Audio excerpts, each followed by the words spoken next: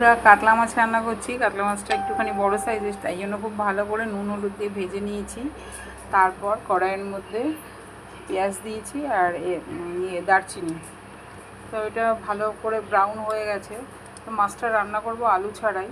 তো একটা মশলা তৈরি করেছি, সেই মশলাটা দই আছে, টমেটো আছে, কাঁচা লঙ্কা আছে আর আদা রসুন পেস্ট আছে, সব একসাথে মিক্সার একটু পেস্ট করে নিয়েছি। নুন হলুদ সবই দেওয়া আছে, লঙ্কার গুঁড়ো। তো এই পেঁয়াজটার মধ্যে আমি পেস্টটা দিয়ে ভালো করে কষিয়ে নিচ্ছি। মশলাটা খুব ভালো করে কষানো হয়ে গেছে। এখানে একটু জল দিয়ে ফুটিয়ে তারপর মাছগুলো দিয়ে দেবো।